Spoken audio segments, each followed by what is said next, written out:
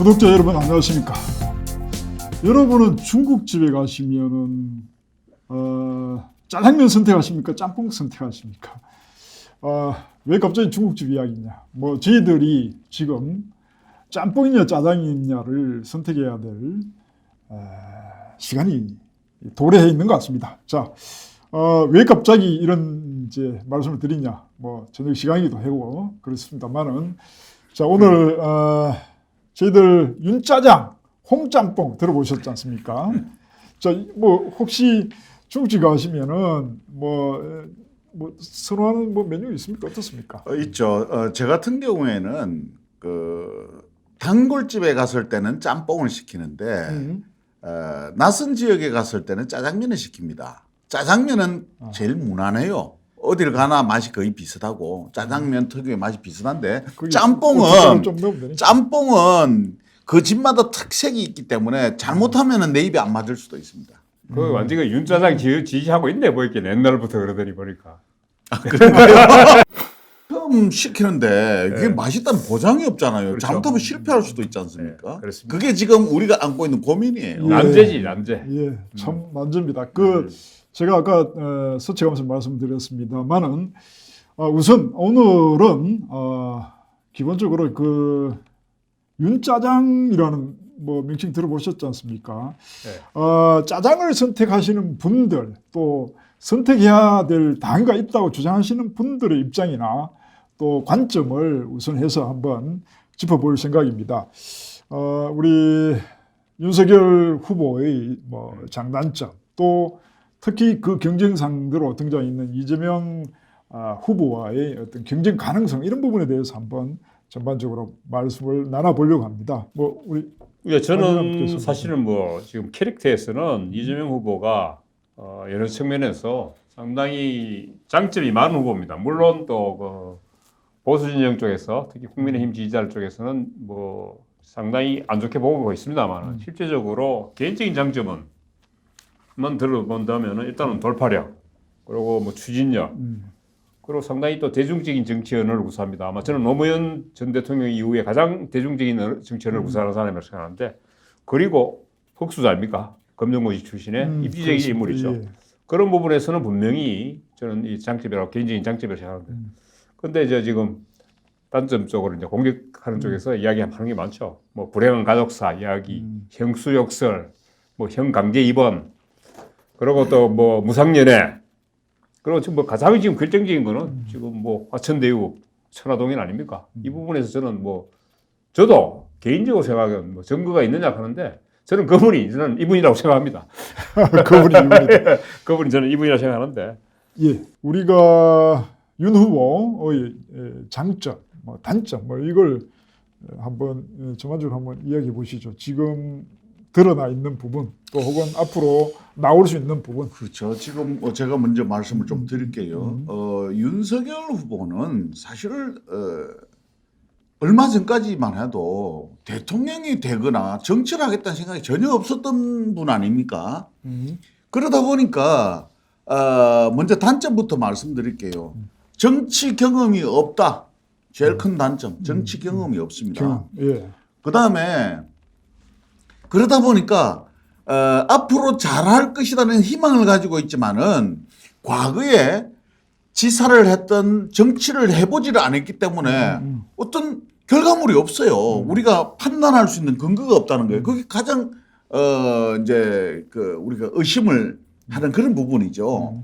그런데 이제 장점을 보면은 그럼에도 불구하고 왜 국민들이 많은 대다수의 국민들이 윤석열 씨를 지지하고 하느냐. 그거는 지난번 조국 사태 이후로 검찰총장이 되고 나서 그 청와대의 그 어떤 모종의 뭐 압력이 있었다 없었다는 모르겠지만은 그 정부 여당과 방향을 같이 가지 않고 불법에 반하는 어떤 소신을 가지고 권력에 항가하는 모습을 국민들이 봤단 말입니다.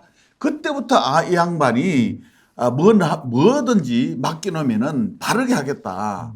공정하게 하고 정의롭게 하겠다는 이런 게 국민들의 머릿속에 박혀 있다는 거. 저는 뭐 그 다른 건 안 봅니다. 이게 윤석열 씨가 대통령이 되었을 때는 이 나라를 정말 공정하고 정의로운 사회로 만들 것이라는 희망을 준다는 거예요. 그게 가장 큰 장점이라고 예, 예. 볼 수 있습니다. 그 뭐 어떤 이슈도 처음부터 뭐 나온 게 공정과 상식, 이제 법치주의 실현 뭐 이런 이야기였으니까 그 부분이 우리가 기대하는 큰 장점이다. 그렇죠. 이런 전 뜻이죠. 국민이 예. 그거 외에는 별 기대를 안 할 겁니다.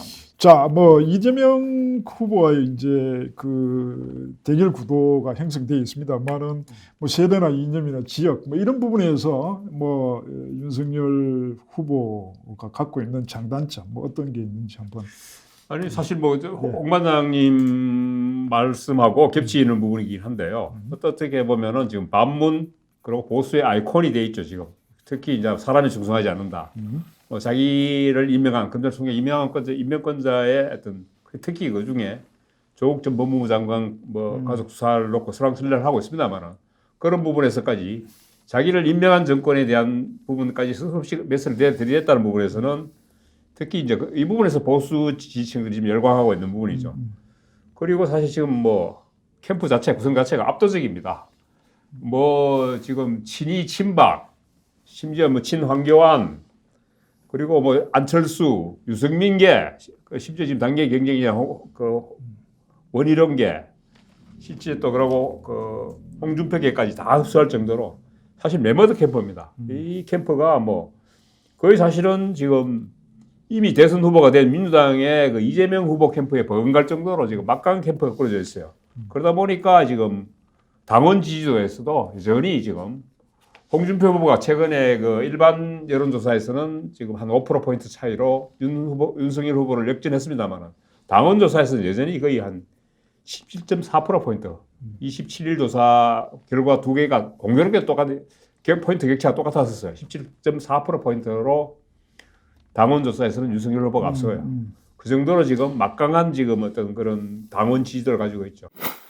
그렇지만은 사실 지금 뭐 일일 일실수 최근에 뭐 논란만 해도 임금왕자 손바닥 그다고 지금 요즘 지금 가장 결정적인 거예요. 광주 사태를 촉발한 전두환 옹호 발언 뭐 개사고 27일 날 뭐 지금 뭐죠 그거 노태우 전 대통령이 죽었습니다만은 개사가 부분 이런 부분에서는 저는 전반적으로 이 캠프 자체가 돌아가지 않는다 그런 이야기들을 많이 해요. 근데 캠프 자체를 이렇게 매머드 캠프를 꾸려놓고 실제로는 또 윤 후보가 캠프 자체하고 별로 소통도 하지 않고 캠프하고 무관하게 자기 혼자 그냥 돌아다닌다 이런 이야기가 아니 그러면 캠프를 왜 꾸려내느냐? 그냥 캠프에 컨트롤 타워가 없어도 뭐 사실은 그 김종인 씨를 데려와서 캠프 타워를 맡게 된다는 얘기까지 하지만은 김종인 씨가 와도 아마 김종인 씨 말을 안 들을 것 같아요. 제가 봤을 때는. 그래서 제가 그 같은 파평윤씨 유명한 부분 난 윤여준 씨를 왜 안 데려갔느냐를 생각했을 때 윤여준 씨가 이런 거를 알고 안 간 것 같아요. 내가 봤을 때는. 심지어 뭐 그 김종인 씨하고 각을 세우고 있는 장제원 의원 쪽에서도 김종인을 데려와서 이게 정리해야 된다. 똥파리들 정리해야 된다 할 정도로 지금 캠프가 엉망이니까 그러니까 후보의 리스크를 지금 그 경쟁 상태에 있는 홍준표 후보가 이야기했죠. 본부장 리스크라고 본인, 부인, 장모 리스크 이렇게 얘기하는데 이런 부분이 그러고 지금 윤석열 후보뿐만 아니고 지금 홍준표, 이재명도 마찬가지지만 역대 지금 유력한 3명의 후보가 거의 비호감률이 60%예요.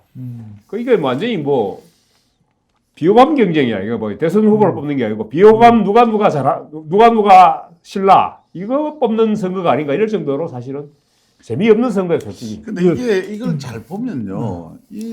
지금 이 윤석열 캠프는 이렇게 될 수밖에 없는 게 윤석열 씨 본인이 정치인이 아니잖아요. 그러니까 그동안 정치를 했거나 정치 언저리에 있는 사람은 윤석열 씨 쪽에 가면은 내가 할 역할이 있고 내가 자리가 있는 거예요. 내가 해줄 게 있다는 거예요. 도와줄 게 있고 내가 거둘 게 있고 그러니까 안 했으니까 그래서 갔는데 이거를 컨트롤할 수 있는 능력이 있어야 되는데 윤석열 씨 본인이 정치를 해본 경험이 없기 때문에 상명하복만 이 체제 속에 있었기 때문에 이분 본인이 어떻게 이 사람들을 컨트롤 해야 될지 잘 몰라요. 아니 그러고 실제 검사라는 조직이 일사불란하게 그 지시하고 지시받는 관계에서 이제 어차피 말 안 들으면 그건 반죽일 수 있으니까 그런데 캠프라는 건 그럴 수가 없잖아요. 예. 이게 다 꾸려서 데리고 와야 되는데.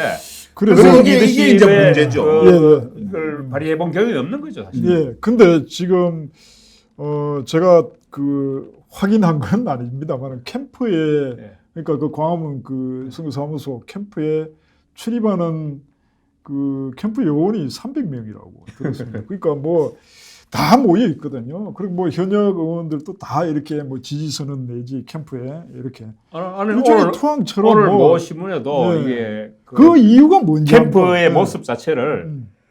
구조조정 앞둔 회사의 모습이다.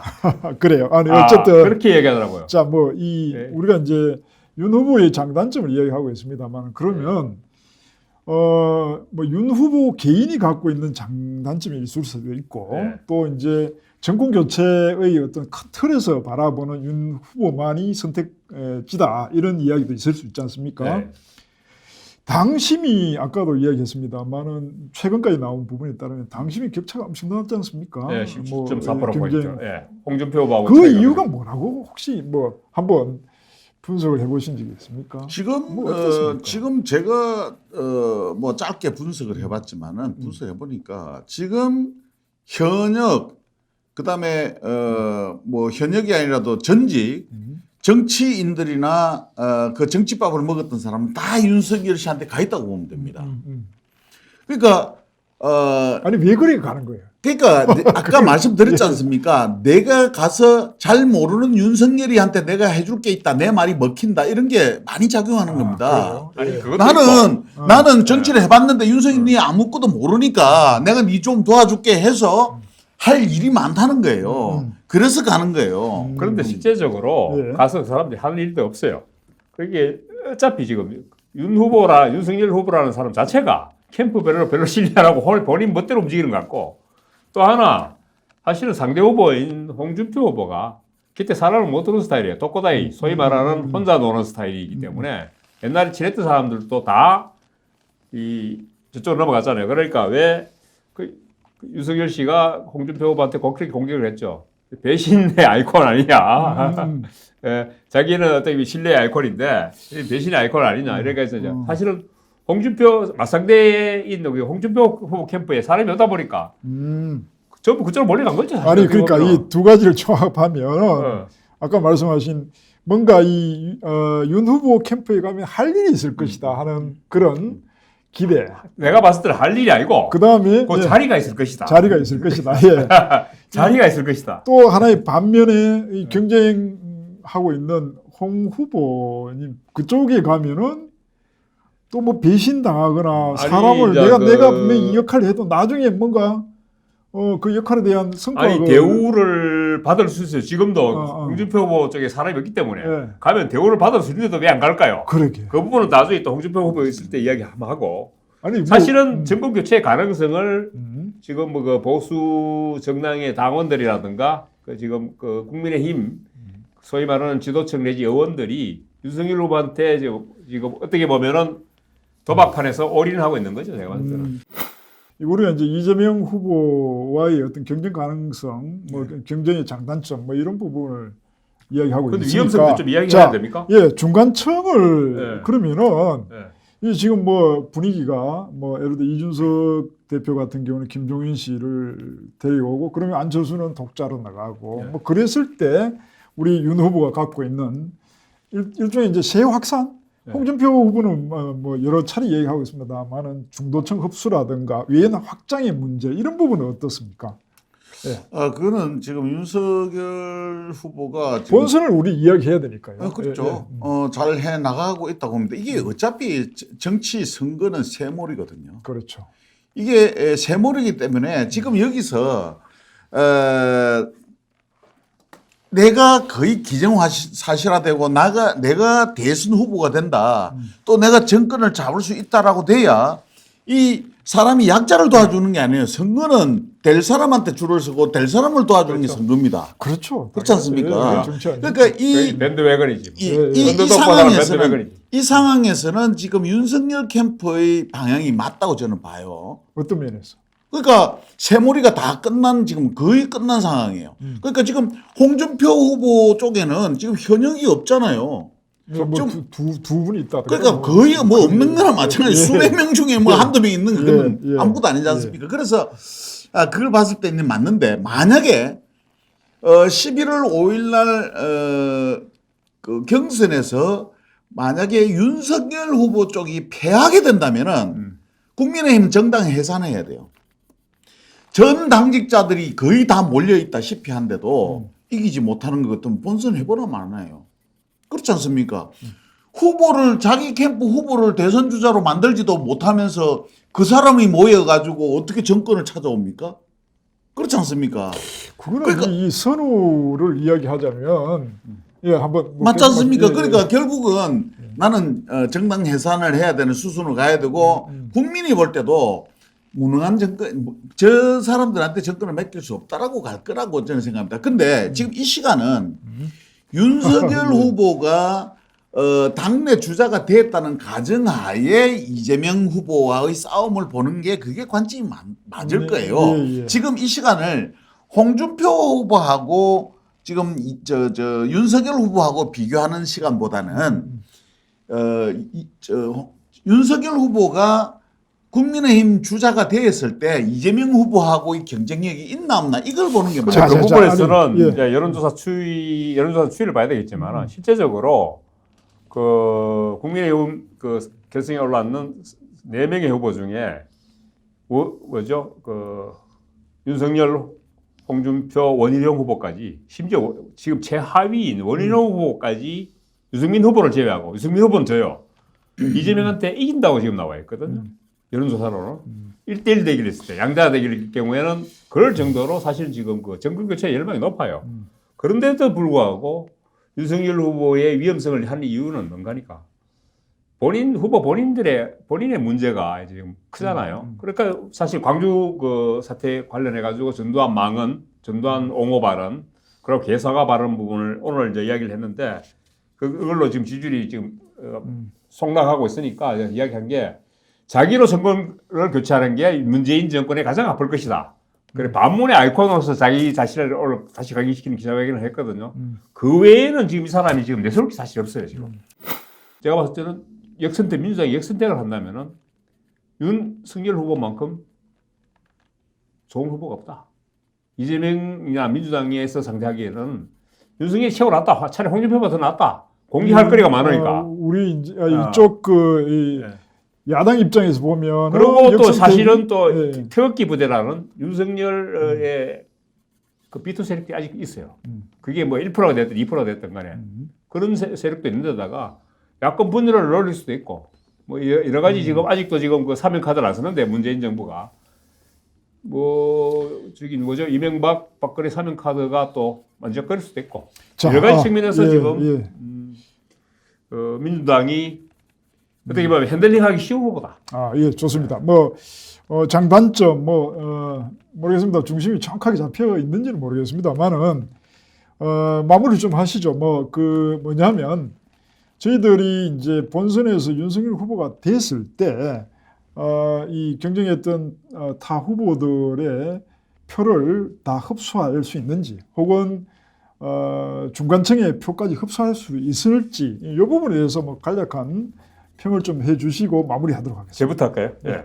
저는 사실 뭐 중간층 표심은 이미 저는 이제 난망한 상태로 갔다고 봅니다. 윤석열 후보 상태가 지금 그 전두환 옹호 발언과 개사가로서 이제 지금 속락하고 있는데 일단은 뭐 어떻게 보면은 지금 예선전이라고 할 수 있는 경선 통과는 그래도 지금 당원들 표심 전체 지금 돈독하니까 가능성이 있다고 보는데 사실은 어떻게 보면은 지금 상대 후보인 민주당 이재명 후보가 문재인 대통령과의 차별화에 나서지 못할 거라는 저는 예상을 하고 있거든요. 왜 그러냐 하면은 문재인 대통령과 이재명 후보가 만났을 때 옛날에 섭섭했던 부분을 이야기했거든요. 그때 미안했다고 이야기하니까 옛날에 섭섭했다는 이야기를 계속 했단 말이죠. 저는 그 이야기를 나는 이 사람 속 좁네. 문재인 속 좁네. 나 이런 생각을 했어요. 그 이야기를 나는 왜 했을까? 다시 한번 고심해봤을 때 내 아직도 너를 대통령 때릴 힘은 남아있다는 이야기를 하는 거예요. 친문들한테 주는 메시지라고 봐요. 저는. 그때 봤을 때 지금 그러고 지금 문재인 대통령 그 최근 지지율이 44%예요. 거의 뭐 42%에서 46%인데 이거를 버리고 이재명 후보가 문재인과 차별하는 절대 나서지 못할 거다. 그런 측면에서는 윤석열 후보한테 기회가 있다고 봐요. 어차피 자기는 반문의 아이콘이기 때문에 친문 대 반문으로 이제 싸움이 그런 구도가 짜여진다면은 이재명하고 붙어도 가능성은 있다. 저는 이렇게 봅니다. 뭐 약한 부분이 있지만 예. 친문 반문의 구도와 관련해서 이재명과 문재인 대통령의 저는 관계 사실 뭐 이런 이재명 것까지 후보가 문재인 대통령과의 차별화를 못할 거다는 전제하에서 그렇습니다. 이제 외연 확장이나 뭐 중도 가능 네. 중도 뭐청 흡수 가능성은 좀 난망하다 하더라도 네. 지금 현재 구도로서는 가능성이 있다. 11월 5일 날 이제 국민의힘의 주자가 이제 선출이 되면은 이제 국민은 내년도 대통령 선거 때까지 뭘 고민해야 되느냐면은 이제 누구를 선택할 것인가. 근데 이번에는 뚜렷하게 선택이 쉬워져요. 고민이 안 됩니다. 왜냐면은 두 사람이 윤석열 후보가 주자가 됐을 경우는 두 사람이 극명하게 다릅니다. 한 사람은 그야말로 인생 삶이 잡초처럼 살아왔어요.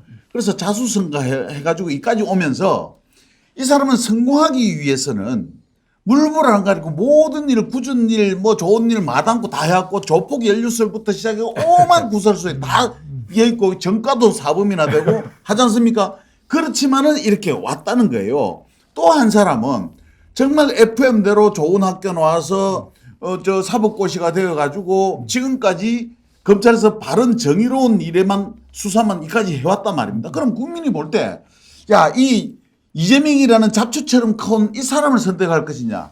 안 그러면은 정말 정의로운 사회를 만들기 위해서, 이렇게 공정한 사회를 만들기 위해서 이 사람을 선택할 것이냐? 어느 쪽을 선택하는 것이 내한테 유리할 것인가? 이걸 고민할 거예요. 그래서 선거는 아직도 불투명한 게 선거는 착한 놈보다 센 놈을 선택하는 게 선거거든요. 그러다 보니까 여자분들이 남자를 선택하는 기준도 뭐 그렇다고 어찌됐든 똑같은 비슷한 사람이 되면은 고민이 되는데 윤석열 후보가 주자가 됐을 때는 오히려 이제는 누가 세게 가느냐 하는 데 따라서 표심이 달라진다. 저희들 처음에 말씀드린 것처럼 이 중국집에 앉아 있고 또 메뉴를 선택해야 될 상황이 다가오고 있습니다. 자, 오늘 뭐 짜장면을 선택하는 것이 뭐 적절할 것이다라는 취지의 말씀을 드렸습니다.